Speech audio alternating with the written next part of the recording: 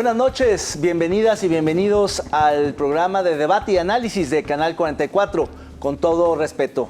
Antes de darle la bienvenida a mis compañeros, mandamos un saludo a Erika, Diego y Babel, que están en la banca, que no vinieron hoy, y antes decir que, bueno, pues hay quien sí tiene vacaciones y quien no.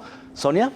Así es, hoy queda en evidencia quiénes tienen derechos laborales y quiénes no en este programa. Así que, Jaime, buenas noches. Hola, Sonia, hola, David. Y un saludo a quienes nos acompañan desde casa aquí Con Todo Respeto.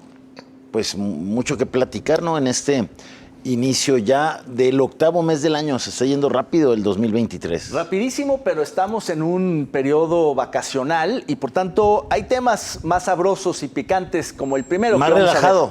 Más relajados, aunque no hay que bajar la guardia porque uno lo podrían abducir, los ovnis y los objetos voladores no identificados. Vamos a ver este tweet de elcanciller.com. Es un tweet que dice: David Grush, oficial de la Fuerza Aérea y exoficial de inteligencia de los Estados Unidos, declaró bajo juramento en el Congreso norteamericano que recuperó restos biológicos no humanos de ovnis. Esta comparecencia de este exoficial desató una interesantísima polémica entre bromas, chistes y preocupaciones. Se volvió en una tendencia en los Estados Unidos porque ciertamente es un tema muy añejo que ha dado muchísimo de qué hablar. La diferencia está en que en esta ocasión llegó hasta el Congreso de los Estados Unidos y se discutió con toda seriedad, algo que era normalmente de programas, pues más bien de debate pseudocientífico o de cuestiones metafísicas. ¿Ustedes cómo lo ven?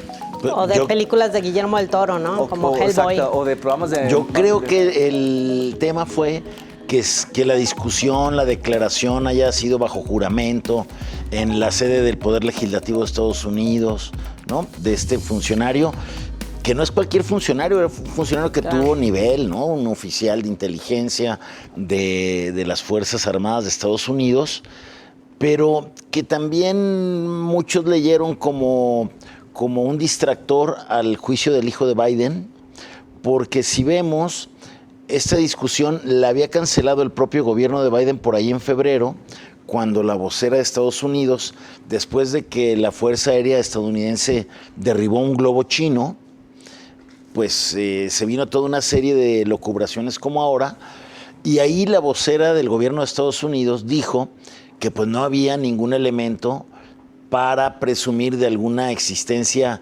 alienígena que amenazara a Estados Unidos, ¿no? Entonces, sí me llama la atención que de febrero, 4 meses después, pues un funcionario de Estados Unidos diga completamente lo contrario, al asegurar que pues tienen indicios y rastros de seres no humanos y pedazos de naves espaciales como ovnis. Digo, sí llama la atención. Ahí está el video en pantalla de los platillos voladores.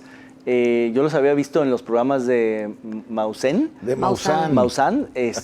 Pero no en un noticiario, mucho menos en el Congreso de Estados Unidos. Sonia, ¿tú cómo la ves? Sí, por supuesto que es un tema que se presta mucho al cotorreo, ¿no? Y el tema es si de verdad en Estados Unidos existe un área de investigación, como han señalado tanto David Grush como otros exfuncionarios, si hay un programa dedicado y con recursos específicamente a este tema.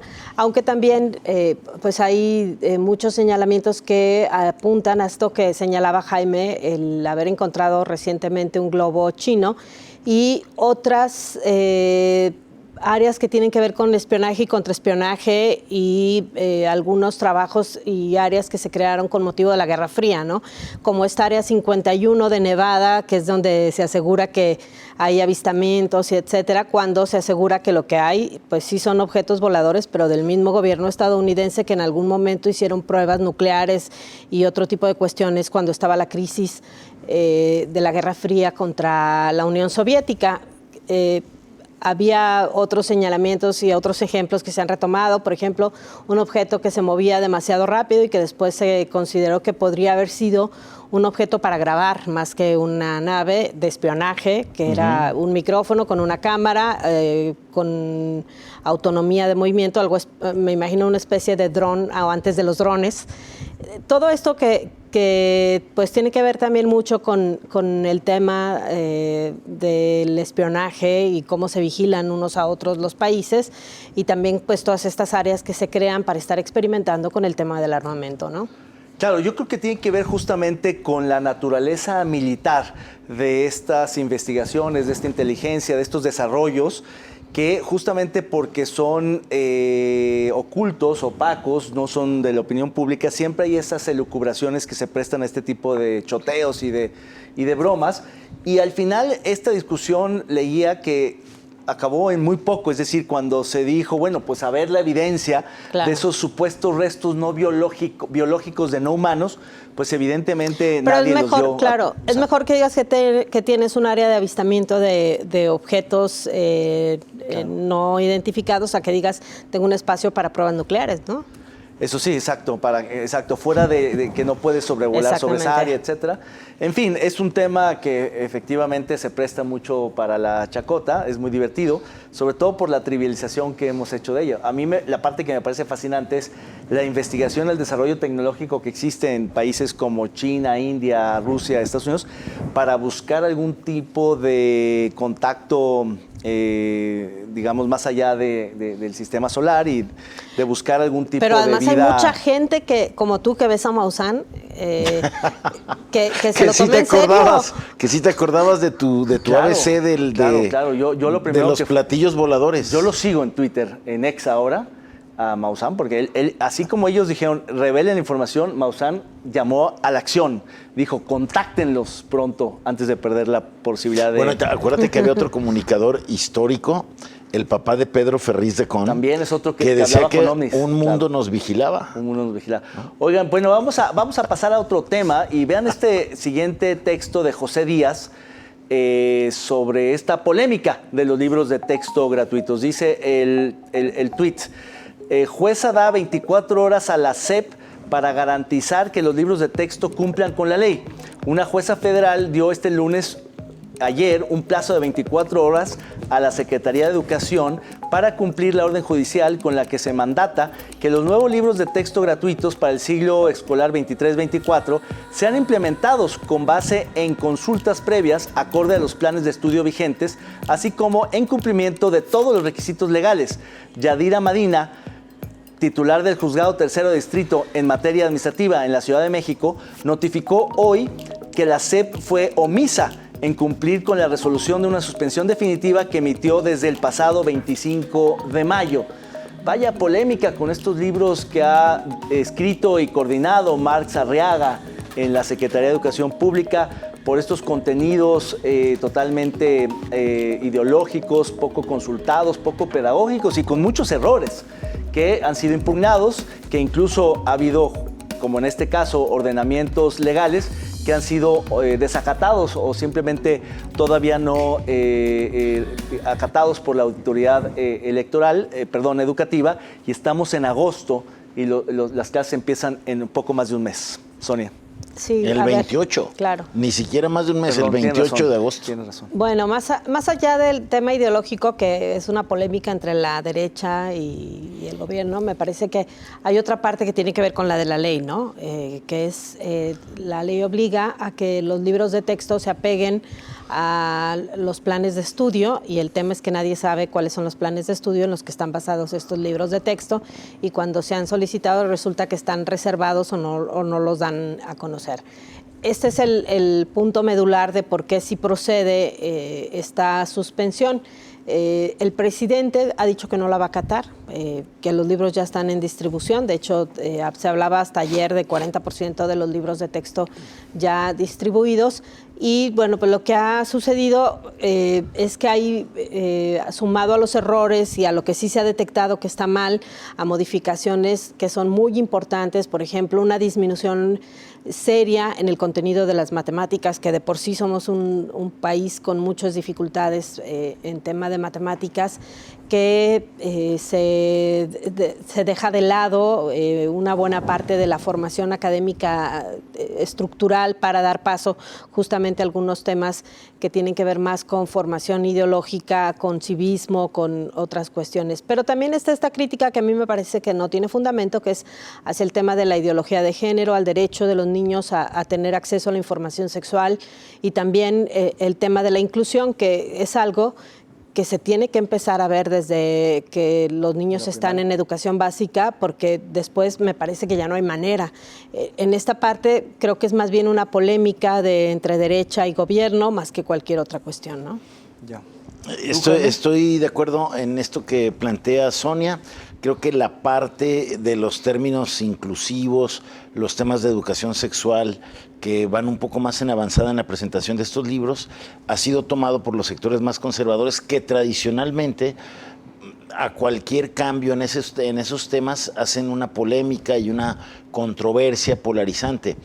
Acá el tema es que si ahí hay un acierto, en otros temas hay desaciertos graves, pero creo que lo más delicado es que fue un acto de autoritarismo. O sea, no se siguieron los procedimientos que la ley contempla para renovar los libros de texto, que habla de un proceso, habla de temas colegiados, de llamar a participar a expertos en educación, a directivos de escuelas, y creo que este proceso fue... Consultas del contenido. Totalmente sigiloso, con un tema ahí en la Secretaría de Educación totalmente cerrado, no hubo discusión más que cuando están saliendo hoy a circular los libros, y creo que es un síntoma de todo este descuido que hubo a la educación en la 4T. La 4T pensó que cumplió con cumplirle a sus aliados de la Coordinadora Nacional de Trabajadores de la Educación, eliminando al Instituto Nacional de Evaluación Educativa, y si bien no estaban de acuerdo, pensaban que era una reforma represiva la de Peña Nieto, pues haber corregido, pero no nada más haber cumplido con la exigencia de sus aliados electorales y haberse olvidado de la educación. O sea, hubo una contrarreforma educativa, pero nunca una propuesta más allá de cambiar los libros de texto hoy de manera sigilosa, sin debate, y hoy presentándolos. Creo que en la educación se ha perdido mucho tiempo. En el sector educativo. Y aunado al tema de la pandemia. Claro.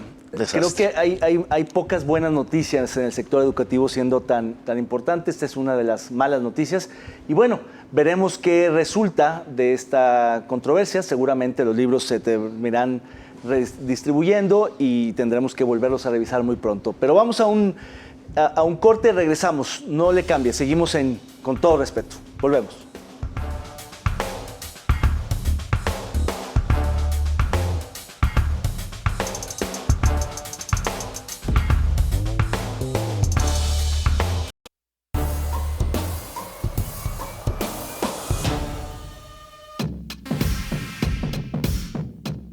Durante el proceso de selección de candidato en las pre-campañas, se han registrado agresiones mortales en contra de colaboradores de Morena, teniendo 2 víctimas directas de quienes aspiran a llegar a la boleta. Mientras del lado del frente opositor, la aspirante Xóchitl Gálvez también ha señalado agresiones.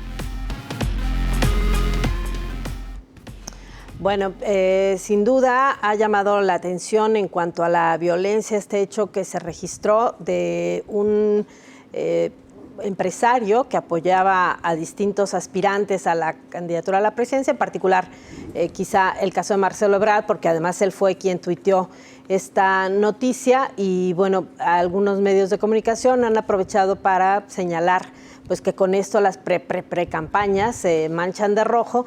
Sin embargo, también hay quienes aseguran que tiene que ver este asesinato pues con la violencia en particular que hay en Guerrero y más bien con un ataque al gobierno de esa entidad. Lo que sí, de cualquier manera, pues es un hecho que aun cuando hay asesinatos todos los días llaman la atención justamente por enmarcarse en este tema de las campañas, Jaime.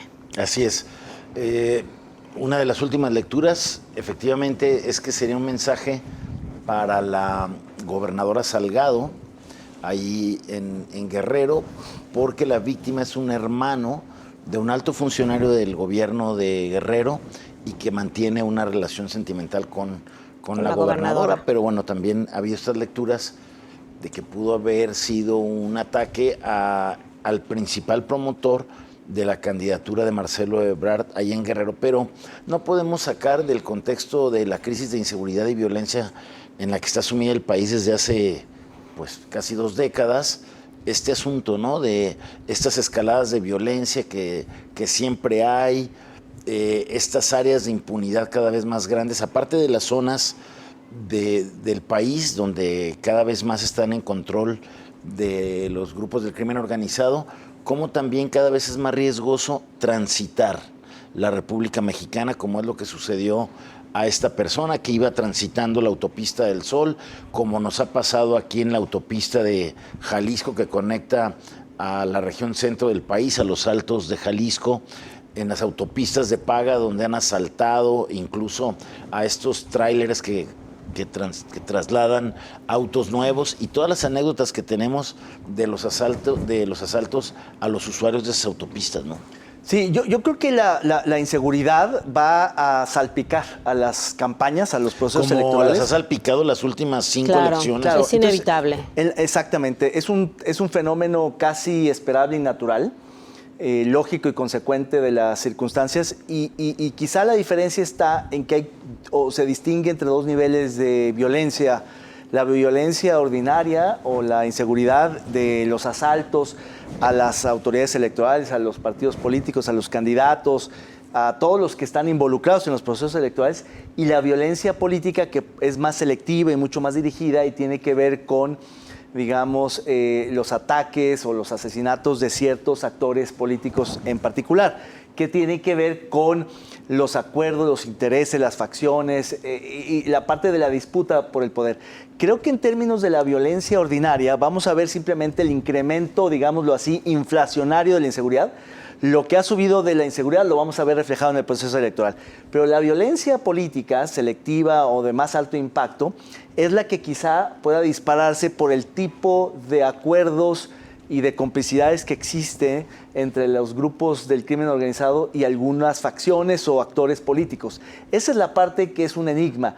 Y en ese sentido, el impacto que puede tener un asesinato de alguien, de un operador político, como ahora les llaman a todos estos colaboradores, pues sí tiene impactos en las campañas en particular. Y claro, le tocó a Morena porque a Morena se adelantó, pero seguramente le va a tocar también al Frente Amplio y le va a tocar a los partidos cuando estén en campaña. Yo creo que vamos a ver un 2024, además la magnitud del proceso electoral, más de 20,000 cargos en disputa, con casi 100 millones de electores y casi 8,000 millones o 12,000 hasta con los extraordinarios de pesos metidos, más el flujo de recursos ilegales. Vamos a ver muchas cosas. Seguramente en este año vamos a ver lo que no hemos visto en términos de inseguridad y violencia política en el país. Sí, aunque en este caso yo creo que si tratamos de revisar el contexto, no me parece que haya razones como para que se piense que está ligado a la campaña de Marcelo Ebrard. No. Ni siquiera me parece que sea el candidato fuerte, ni que las disputas al interior de Morena estén para llegar a esos niveles. Por eso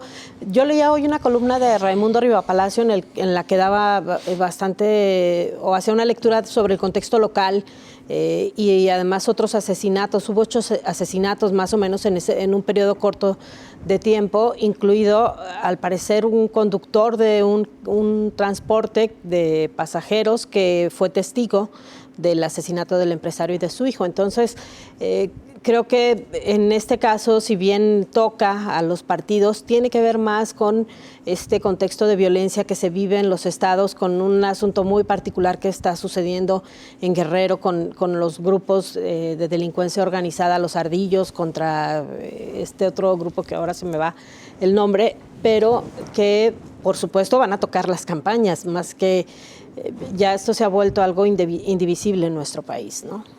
Sumamente preocupante, ¿no? Pensar Claro. que con estos actos pensemos que puede ir escalando la violencia que genera la injerencia de los grupos del crimen organizado en la actividad político-electoral del país y más en los municipios pequeños. Digo, si hay injerencia ya y hay elementos en las capitales como en Chilpancingo, Guerrero, pues qué se puede pensar de lo que suceda y de la manera en que intervengan, veten, prohíban a candidatos.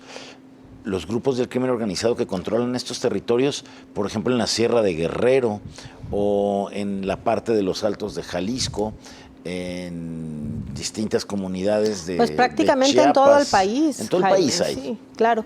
Yo creo que mientras no exista un mecanismo que obligue a los candidatos a pegarse a los topes de campaña y tengamos autoridades electorales que simplemente cierran los ojos porque además no pueden hacer nada, cierran los ojos ante lo que sucede, creo que las campañas se vuelven en el principio la punta de la hebra de la violencia en el país, porque es ahí en donde, ¿quién le mete tanto dinero a fondo perdido a una campaña? Claro, el crimen un Los reloj, que se organizado, van ¿no? a ver Claro. beneficiados con la policía. Claro, y es que- Pero ya ni siquiera los empresarios, Jaime, porque los montos que se manejan en las campañas ya ni siquiera dan para que un empresario le meta a fondo perdido, porque la recuperación, luego con lo que tiene que pagar de comisión, no te da. Tiene que ser estrictamente a fondo perdido, y eso yo creo que solamente lo puede hacer el crimen organizado. Claro, le meten, no solo es la complacencia de las autoridades electorales que están Claro. rebasadas, y creo que algunas totalmente capturadas, empezando por el INE, sino también los propios partidos políticos tienen muy pocos controles. Hay una debilidad institucional, estructural de los partidos políticos que terminan vendiendo las candidaturas, terminan otorgándolas cuando los presionan. O sea, sí hay mafias al Pero interior ni de los siquiera propios partidos. presiones, simplemente, o sea, hay estos acercamientos que como se el de la dan. alcaldesa de Chilpancingo. Exactamente, a cambio de lo que sea, y después piensan que pueden tener el control y no lo tienen. El control lo tiene el crimen organizado. Sí, y desgraciadamente antes, pues lo confiesan los propios presidentes municipales. Digo, antes me pedían la Secretaría de Seguridad Pública. Hoy quieren, Cabildo. hoy Obras quieren públicas, inspección. obras públicas, quieren padrón y licencias, quieren obras públicas, en fin, o sea, es una captura casi total de los Por poderes supuesto. municipales. Pero bueno, vamos ahora a esto que es el resbalón, que es este cartón de Cucho con el respecto al registro de los aspirantes de la oposición, el Frente Amplio por México. Y bueno, pues cómo va, dibuja muy bien Cucho, cómo va el tema de los respaldos para los diferentes aspirantes. Ahí vemos a Xóchitl Gálvez, vemos al discriminado Santiago Krill. El otro es como Enrique De la Madrid, Enrique de la ¿no? Madrid y cabeza de vaca. Y cabeza de vaca. Ahí Sí, están. pues Muy Cucho- disparejo, ¿no? El Cucho apoyo es un de... invitado asiduo, ¿no? Aquí al Sí, claro. programa, con sus cartones súper contundentes. Pues está ahí, sigue la xochilmanía, ¿no? Sí, hay un boom espectacular. Xóchitl ya anunció que lleva 230,000, ya rebasó el límite. Y ahora la discusión no es si va a juntar las firmas, si va a ganar las encuestas o si puede ganar la elección primaria, sino si la van a dejar pasar en la oposición, las nomenclaturas, las mafias de los partidos, y si no la va a desaforar o descarrilar el presidente con la embestida que le está dando, porque ya pasó de lo estrictamente mediático a judicializar este tema, porque ya la denunciaron. Y ver si en realidad ¿No? pues, no tenía cola que le pisen. Porque, Digo, también si le acreditan que hubo tráfico de influencias y Pero conflicto a ver, de Jaime, interés, pues eso también es yo penalizado. partiría de la presunción de inocencia, es decir, ¿por qué hasta ahora le Porque presentan hasta ahora tema? es una amenaza, Porque sin así duda. porque así son las campañas. Es el momento en donde sabemos todo de todos los políticos. Claro, pero yo no creo que alguien con ese perfil, esa trayectoria, que es reconocida por propios y extraños, pueda ser alguien más, digamos, turbio a quien se debe investigar que tantos otros del gabinete, ¿no? Ojalá que lo compruebe, pero no Pero se, es que ya no tiene- pero es no que se yo creo puede que ya no violar tiene la ley compro- poquito o mucho, o sea, ¿Te la refieres violas porque al la violas. presidente o a Xóchitl? A Xóchitl. Pero ¿cuál es la violación Ojalá de que Xóchitl? no. Bueno, se están yendo cuestionando los contratos que dio siendo Pero a ver, perdón, delegada es que, de Miguel Hidalgo. Claro, habrá que ver eso, pero Habrá quien que ha verlo, es violado lo que estoy hasta diciendo. ahorita la ley electoral es el presidente de la República, dando a conocer información clasificada. Quien ha violado la ley en este país no es la aspirante Xóchitl, es el presidente de la no República. clasificada. Sí, ¿Cómo? a ver, Confidencial, no clasificada. Por eso paró la embestida presidencial, pero la relevaron el delegado de Hidalgo actualmente, el sucesor de Xóchitl, la ha denunciado un senador, en fin, la embestida desde el poder está. La cosa es que Xóchitl efectivamente no tenga cola que le pisen, es lo que Pero estoy ella no diciendo. tiene que comprobar nada. Al contrario, las autoridades son las que tienen Sí, que comprobar totalmente que de acuerdo, ella es culpable. totalmente de acuerdo. Ella fue un poco a presentarse y a hacer un poco... Lo que hizo En un hoy. país con Estado de Derecho, sí. En México ella va a tener que O probar sea, lo es que hizo inocente. esta mañana de decir, Desgraciadamente. aquí estoy, escúlquenme. Pues, digo, para mí es un Bueno, es tenemos una que ir a la persecución pausa. política. Vamos a una pausa. Va. Regresamos.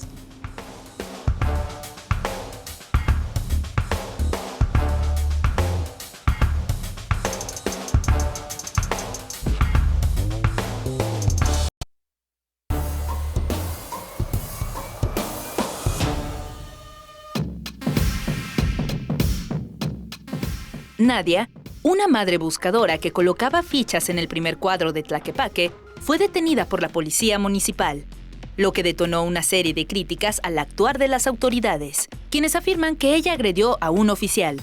El colectivo Luz de Esperanza piden los videos de las cámaras C5 para corroborar los cargos de agresión física. Pues ahí está, otro caso muy triste de la actuación de las autoridades, insensibles, displicentes frente a la tragedia humana que significa haber perdido a un hijo o a una hija. Por más que hubiera reclamado o se hubiera enfurecido o hubiera actuado quizá incorrectamente una madre buscadora, pues hay que entender su circunstancia, hay que ponerse en sus zapatos y darle todo el apoyo en lugar de consignarla y detenerla. Habiendo tantos delincuentes sueltos en la calle, tantos casos realmente de delincuencia, criminales impunes que se placean ahí mismo en la plaza de Tlaquepaque, irse contra una madre buscadora realmente es algo muy lamentable de parte de las autoridades. Uno esperaría en ese caso más bien empatía, apoyo, acompañamiento y no detención y cárcel. En fin, así la actuación de nuestras autoridades. Sonia. Sí, qué chistoso, ¿no? Les dejaron ahí hace unos años un muerto bastante fuerte y ni cuenta se dieron, pero les pegan una ficha de búsqueda y entonces hay un despliegue de seguridad impresionante. Sí, Nadia que estaba no pegando, o sea, no fue el momento en el que pegaba, era de noche ya, de hecho casi madrugada. Ellos habían pegado las fichas de búsqueda en el centro de San Pedro Tlaquepaque y ella salió a revisar que estuvieran ahí, se encontró con que de madrugada, como acostumbran actuar muchas veces las autoridades, estaban retirándolas. Estaba ahí una funcionaria muy celosa de su deber, la responsable del centro histórico, que no tenía pues ninguna razón de estar quitando estas fichas de búsqueda. Ella les pidió que no lo hicieran, les explicó de qué se trataba. Ella busca a su marido, a su esposo, y bueno, se da este incidente en el que ella intenta impedir que retiren las fichas, hay contacto, y luego la denuncian de haber agredido a funcionarios públicos. Y la detienen. Vienen una serie de violaciones tremendas a sus derechos, como que la incomunican, no la dejan hacerle llamada a nadie, no sabían a dónde la habían trasladado, se vencen los plazos en los que se tenía que haber informado de la detención y cuál era el delito del que se le señalaba. No pasó nada de esto. Luego ya ante la presión de los mismos colectivos, en particular el colectivo Luz de Esperanza, les informa que sí, precisamente está detenida, cuáles eran los cargos, y luego finalmente la dejan salir, pero con un acuerdo, pues de estos también con la prepotencia que ha caracterizado al Estado de Jalisco cuando se trata de colectivos de búsqueda, obligándola a no hacer declaraciones, a no pertenecer ya o no trabajar con colectivos de búsqueda. y a no colocar ya más fichas de búsqueda, ¿no? A cambio de su libertad. Tristísimo caso, Jaime, ¿no? Un claro abuso de poder, otra clara muestra de la falta de empatía que ha habido de parte de las autoridades municipales, en este caso Tlaquepaque, estatales, hablando de que las madres buscadoras traen otra agenda, o del gobierno federal que también dice, no la recibo porque son politiquerías y quieren hacer campaña, quieren criticar a mi gobierno. De ese tamaño son los discursos de la autoridad en los 3 niveles de gobierno ante un problema que, como bien decías, es una tragedia colectiva, es una tragedia terrible que vive el país en muchas partes del país y en las que Jalisco pues es el estado donde más desapariciones hay, donde se encuentran las fosas clandestinas más grandes y de las que se exhuman más cadáveres que llegaron ahí de forma clandestina y donde ya hubo una escalada gravísima para tratar de intimidar la búsqueda, esta búsqueda que hacen las madres y que combate la impunidad que la autoridad no ha podido combatir desde hace años. O sea, hoy... Si la autoridad hiciera su trabajo, hoy, esto no sería necesario. No hubiera madres buscadoras. Hoy hemos llegado al grado de que hubo un atentado con explosivos para intimidar a las madres buscadoras, pero lo peor, para que las autoridades, para intimidar a las autoridades y paren la búsqueda de cuerpos en las fosas clandestinas, y que eso ha llamado la atención y ha puesto y ha visibilizado como nunca todo el trabajo, el aporte y las enseñanzas que han hecho las madres buscadoras, que lejos de tener más apoyos, hoy están siendo pues perseguidas. Claro, tan fácil como que sería que las autoridades en los distintos órdenes de gobierno, sobre todo en el municipal, ayudara a que se colocaran estas fichas, claro. Es decir, poner mamparas, destinar ciertos espacios públicos, dar las facilidades. Paradas de camión. En ese caso que hubo un pequeño acierto ahí de Guadalajara, que ya puso en sus oficinas pues sí, unos de pago de impuestos, sí, claro. ¿no? Un mínimo avance, es lo que están pidiendo. La glorieta de las y los desaparecidos, que terminó de facto convirtiéndose en eso, yo le pondría mamparas, ayudaría a que se coloquen todas las fichas, pondría mesas de listas, aunque algo con de la facilitación, cantidad de desaparecidos no te alcanzarían en la glorieta las mamparas. O por lo menos los más recientes o lo que fuera. No sé. Puedes hacerlos todos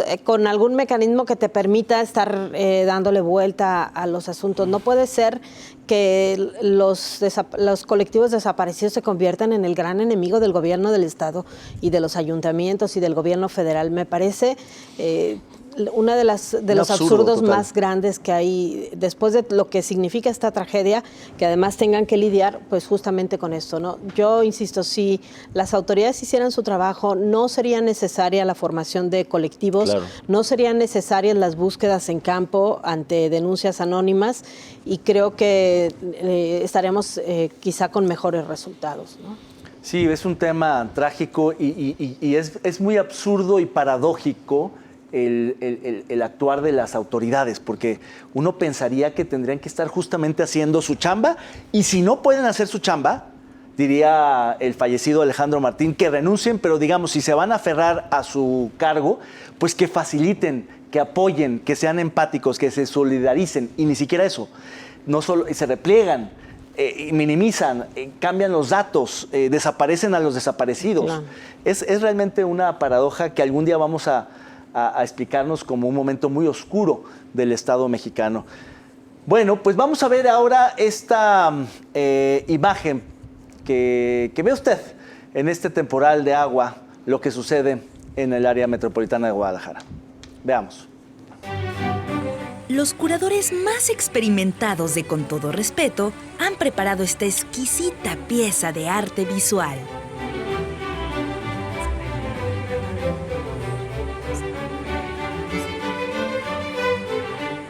Usted, póngale el nombre.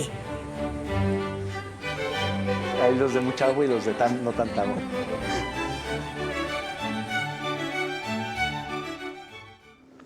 Pues se te olvidó mencionar el nombre de la sección, pero no importa. Póngale el nombre, Jaime. ¿Qué le pondrías a ese? Yo le pondría pues no sé, se me ocurre como generación política inundada, en el sentido de que generaciones van, generaciones vienen de políticos, de gobernantes, que siempre dicen, no, nosotros ahora sí vamos a invertir en colectores, en tuberías, porque ya no creemos en aquello de que no son rentables electoralmente las obras hidráulicas, nosotros sí vamos a priorizar ese aspecto crucial en la gestión de la ciudad, y nunca pasa nada. O sea, la ciudad cada vez estamos peor. Bueno, la ciudad cada vez se inunda a la menor provocación. O sea, no hacen falta grandes tormentas para que la ciudad sea un caos y para que se mueran personas y que para que los más desfavorecidos pierdan el patrimonio que han logrado luego de años y años de esfuerzo. Creo que es muy injusto, ¿eh? Tú, Sonia, ¿qué le pondrías? Yo por el punto que es aguas con la línea 4. Aguas con la línea. Por ahí va a pasar. Por ahí va a pasar, exactamente. Yo diría, llueve sobre mojado, para variar. Y sí, la verdad de las cosas es que Guadalajara es una ciudad de contrastes y de paradojas, porque mientras que en el estiaje, en mayo, junio, hay escasez de agua y calorón, y en el temporal, ya me dijo Sonia que solamente hay de uno, se inunda y llueve tremendamente, entonces, y sobre el agua, y hay inundaciones, y no se capta más que muy poca, un porcentaje ínfimo. Entonces, ciertamente, la gestión hidráulica de la ciudad es un desastre. Sin duda. En fin, bueno, pues vamos a ir a un corte y regresamos. No le cambie, seguimos Con Todo Respeto. Volvemos.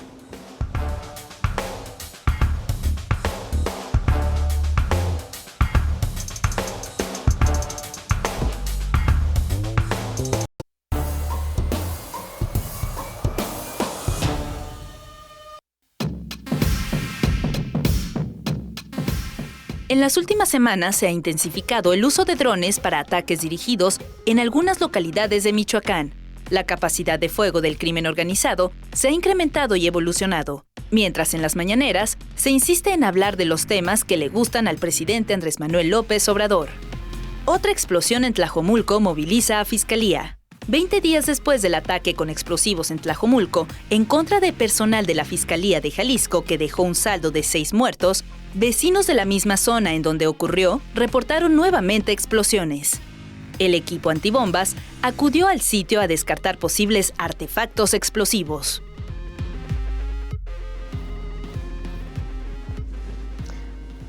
Bueno, pues están estos dos temas que demuestran cómo la delincuencia organizada va ganando el terreno en el uso de mayor tecnología en los ataques en que incurre, y bueno, el uso de drones que ya venía desde hace un par de meses señalándose, y esto que vivimos en Tlajomulco, el asunto que ya citaba hace rato Jaime con respecto a las explosiones y el que se haya encontrado que hubo una nueva detonación, Jaime. Pues sí, era lo que decíamos, ¿no? Este capítulo que trata de intimidar la búsqueda de los desaparecidos, un problema gravísimo aquí en Jalisco, terrible, que la autoridad que rastreó la zona después de este susto, después de los muertos que hubo, los heridos, donde salieron heridos gente de la comunidad, civiles inocentes, y que hayan dejado ahí un explosivo, porque hoy se sabe que ese ya estaba ahí, o sea, no es nuevo ni nadie lo puso. Era otra de las minas que estaba puesta. Yo creo que no se sabe nada, porque, a ver, para empezar, me parece que la investigación que nos dijeron que se ha hecho sobre este caso deja muchos cabos. Desde la que dijo una funcionaria de Tlajomulco, que además si te metes a su perfil, que dice que es periodista, todas sus fotos son con gente de Movimiento Ciudadano, ¿no? En particular con el presidente de Tlajomulco, el señor Salvador Zamora, y es funcionaria pública, además del Ayuntamiento de Tlajomulco. Hay muchas dudas. Por supuesto, ya ha quedado acreditado que no era una búsqueda, que no tenía nada que ver con colectivos, que es mentira que hubo una llamada. Parece que la montaron a ella para que dijera eso. Eso sería gravísimo. Imagínate, de claro, acreditarse. por supuesto. Pues como aquel montaje de Florence Cassás, ¿no? Claro. Que hacen toda la pantomima y alguien la riega, alguien mete la pata y se cae el montaje. Pues habrá que ver. Sería un gravísimo error usar de parapeto, de un coartada, tema tan delicado, un claro. tema tan delicado como desaparecidos y el trabajo de las madres buscadoras para tratar de... Pero eso ya quedó acreditado, Jaime. No tiene nada que ver con búsqueda, porque ningún colectivo participó. Lo hace una funcionaria. O sea, ¿de cuándo acá una funcionaria de ese nivel puede bueno, pues yo creo que la autoridad motivar una movilización de ese tipo? Claro, a eso voy. Tiene que haber una investigación. A esta funcionaria decir a qué hora es la llamada, qué le dijeron, en fin, ¿no? Y se puede saber, porque se quedaron puede muchas corroborar dudas con una investigación si realmente Claro. recibió una llamada de algún número desconocido, en Pues fin. esos son como el ABC, ¿no?, de cualquier investigación. Claro, aquí lo interesante es que, y lo trágico es otra vez de nueva cuenta la capacidad de fuego que tiene el crimen organizado, que en ese caso, y el vestigio, porque efectivamente esa bomba, ese explosivo se quedó, fue uno de los que no Sin lograron accionar. rastrear y se quedó, ¿no? Pero el hecho de que hayamos escalado a ese nivel hace que quede en evidencia la incapacidad de las autoridades, al menos las estatales y municipales, para hacer frente a ese tipo de capacidad de fuego del crimen organizado. Es decir, llegamos a un nivel donde efectivamente pues, las policías van a tener que actuar con mucho más cuidado y eso puede servir de pretexto para no actuar, para dejar de actuar. Eso sería lo más grave en cualquier situación. Pero yo creo que eso había quedado claro hace mucho tiempo. A ver, tenemos el caso del derribo del helicóptero con una especie de bazooka, esta que se dio Hace cuando... 8 años. El Puma. Exactamente, un armamento que, pues, por supuesto que es muy superior al que pudiera tener la policía municipal y la estatal y hasta la federal, ¿no? Los tanques estos que utiliza el cártel, ninguna corporación de seguridad pública los civil las tiene. rinocerontes de blindaje artesanal. Exacto. De veras la autoridad nunca ha encontrado un taller donde construyan esos dinosaurios de placas tan pesadas de acero que hay que soldar y que no hayan agarrado un taller de laminado y pintura donde hagan eso. Es increíble. Sí, y yo podría entender hasta cierto punto la posición de muchos gobernadores y sobre todo de los alcaldes que frente a lo abrumador de la amenaza del crimen organizado y a la impotencia por las incapacidades institucionales tiendan como a buscar claudicar o evadir o replegarse, ¿no? Pues yo también recordaría como tú lo hiciste, Alejandro Martí. Claro, ese es el tema, ¿no? O el que no se la quiera si jugar. Si hay miedo, que si no renuncie. puedes, si crees que es injusta la batalla, es injusta la batalla. Pero yo entonces, no ¿para qué quieres? Yo no quiero y me voy. ¿Para qué querías el poder? Si gran parte de las obligaciones que tienen que ver con servicios las concesionaste.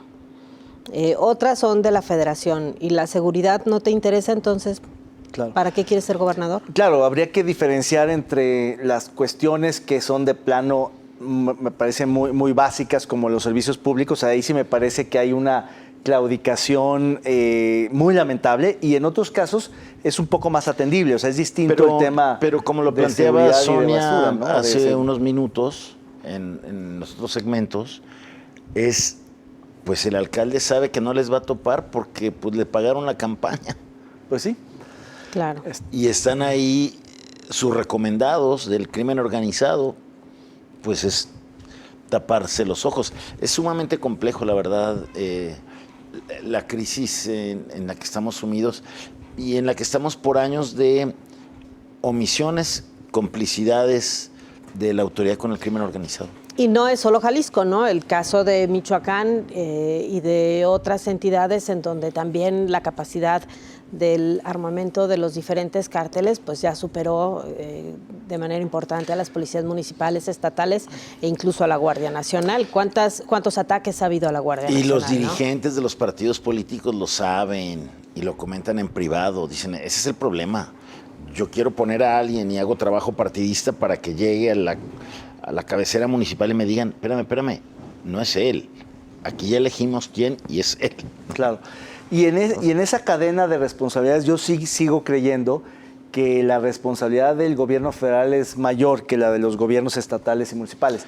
A mí me parece que esta fracaso del gobierno política federal. de abrazos y no balazos, que básicamente supone la entrega de los territorios por parte de las Fuerzas Armadas de este país, pues deja en despoblado a los alcaldes y a los gobernadores, que desde luego tendrían que asumir y ser más valientes, pero puedo entender que pues para ellos es mucho más complicado. ¿Y se acuerdan aquel episodio de Michoacán donde yo creo que autoridades policías, estatales también tienen gran responsabilidad. Sí, no estoy eximiendo a nadie, simplemente estoy deslindando grados de responsabilidad. Y me parece que los vacíos que ha generado el gobierno federal son los que han generado a su vez más incertidumbre y más inseguridad. ¿Se acuerdan de aquel caso de la balacera en San José de Gracia, Michoacán, donde el alcalde de plano le dice a sus policías, vámonos, escóndanse, sí, huyan porque los van a acribillar? Mejor que no los vean porque está tomada la plaza, entraron al pueblo. Cuando ponen como en un paredón y fusilan a 16 personas. Exacto. Bueno, pasó en Jalisco en la administración pasada con los policías estatales, ¿no? Con los de Tlaquepaque cuando empezó Marilena Limón, y luego cuando los policías que iban de Puerto Vallarta, San Cristóbal. Cuando mataron a un grupo como de 11 albañiles. Ah, claro, no, pero me refiero con las corporaciones de seguridad, cuando los policías estatales fueron asesinados en el camino de Puerto Vallarta. En la emboscada terrible aquella, donde quedaron. Cuando iban de Puerto Vallarta de San Sebastián del Oeste a Puerto Vallarta. Sí, así es. Entonces, creo que esto está sucediendo en todo el país. Pero bueno, vamos a nuestra siguiente sección. Tenemos ya por ahí a los ganadores de... La neta no. Ok, la neta no. Vamos con la neta no.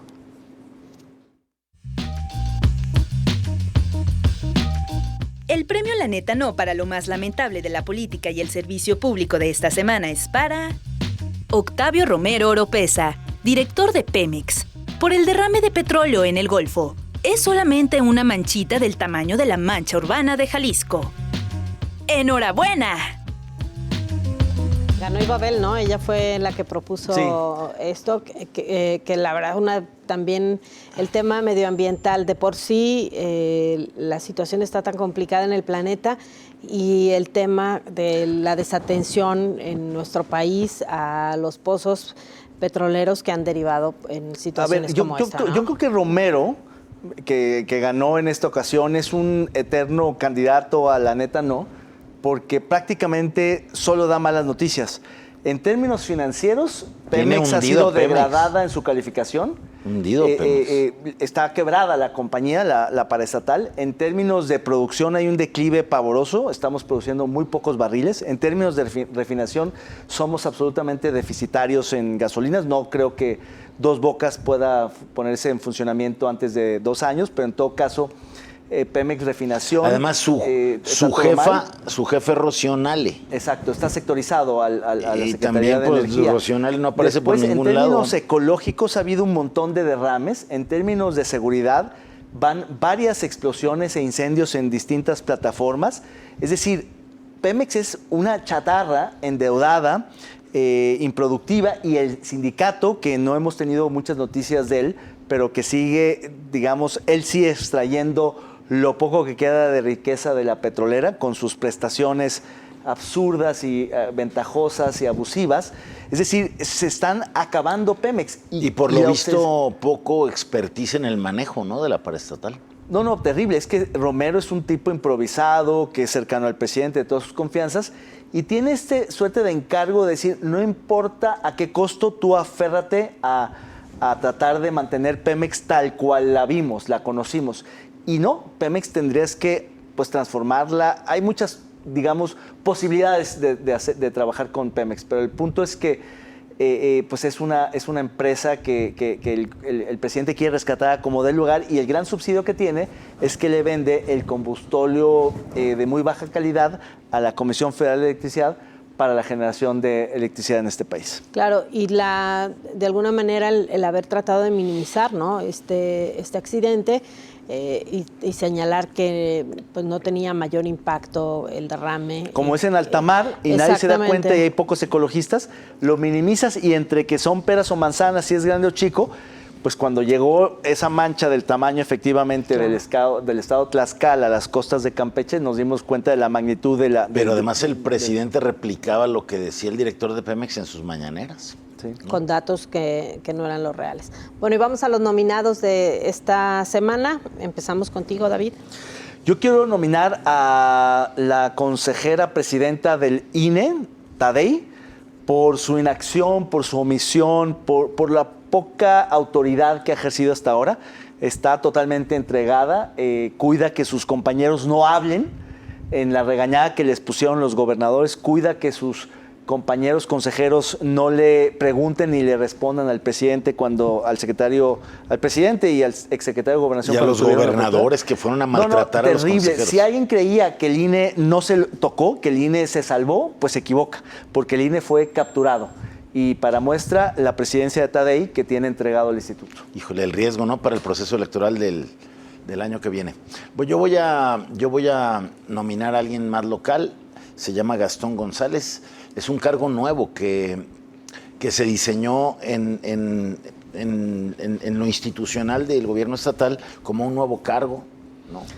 Es el encargado de la gestión... Es una Secretaría de Estado, la Secretaría de la Gestión Integral del Agua. De la Gestión Integral del Agua, que a la vez depende de una coordinadora y que tiene abajo al CIAPA. O sea, es una estructura enorme para gestionar el agua. No, el CIAPA es municipal. No, intermunicipal. Es intermunicipal. Por eso, pero es de atribuciones municipales. Intermunicipal.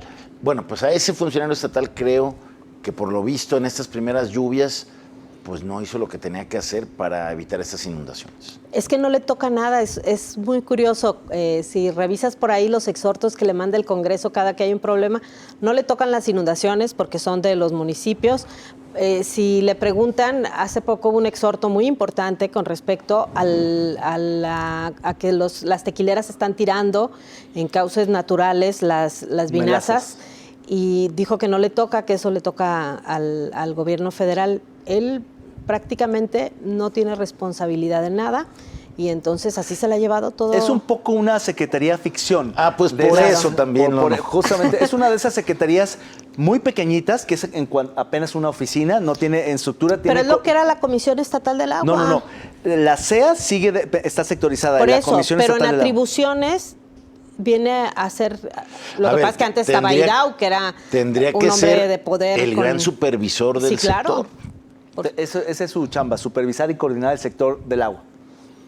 Pero no no tiene responsabilidades directas, efectivamente. Exactamente, y en las crisis de abasto que ha habido tampoco ha pintado y las decisiones que han tomado han sido terribles. ¿Te acuerdas que llegaron y reventaron ahí unas instalaciones de unos concesionarios que cuando les mostraron los documentos tenían las concesiones en regla? Era cuando salieron a decir, vamos a ir contra los guachicoleros del agua. Y tenían las concesiones en regla. Sí, terrible. Bueno, yo voy a nominar a la presidenta municipal de San Pedro Tlaquepaque, Citlali Amaya. Me parece que lo que hicieron sus funcionarios públicos y el que siga sin darle la cara a los colectivos para al menos ofrecerles una disculpa por lo que sucedió ahí en su municipio con el retiro de las cédulas y la agresión a una de las buscadoras, para mí es quien tendría que ser la nominada de esta semana. Nos vamos. Gracias, Jaime. Hasta luego. Buenas noches. Gracias. Buenas noches a todos. Buena semana.